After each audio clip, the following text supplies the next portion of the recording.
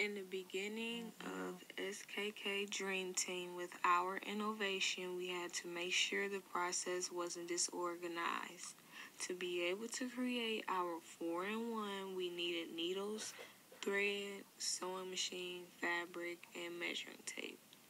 Number 1, we began gathering thoughts about what type of fabric we would use, and we came up with the conclusion of using fleece fabric because it was thick and it had warmth to it. So we used Cameron as our 5'8" female model, and we ended up getting a 74-inch length and a 32-inch width. Then, as we were getting ready to sew, we then laid out gray fleece fabric for the base. Then we laid out the white stuffing to give the homeless victims some comfort.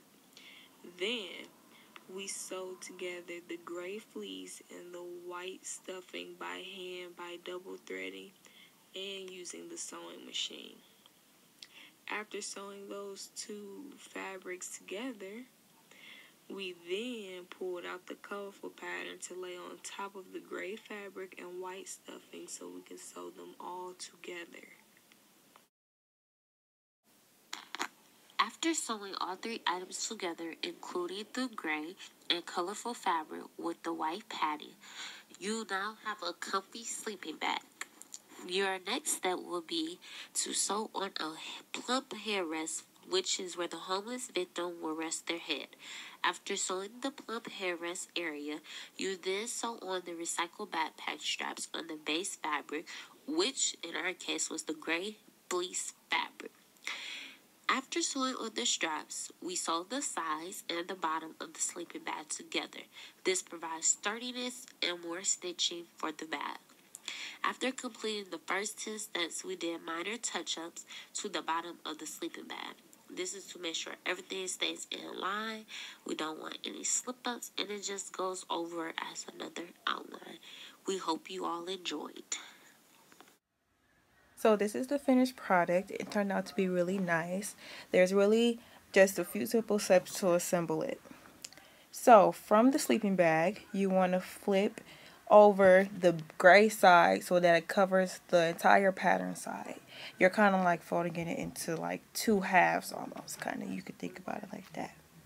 After you fold that how it is, like a hot dog or whatever, you can grab the end of it, flip it over almost entirely in half, like so, and grab the end of that section and begin to stuff it inside the zebra print pouch.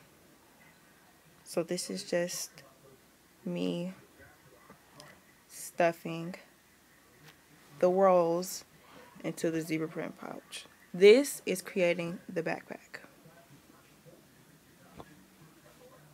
You should probably take your time on this just so the stitching does not rip. When this step is finished, you may flip over the top hatch and call it a day. Again, these are just clips of the final product. There is a pocket attached to the top hatch that is going to be used for storing the additional blanket. And these are just some side views of the backpack and the actual back of the backpack and things of that nature.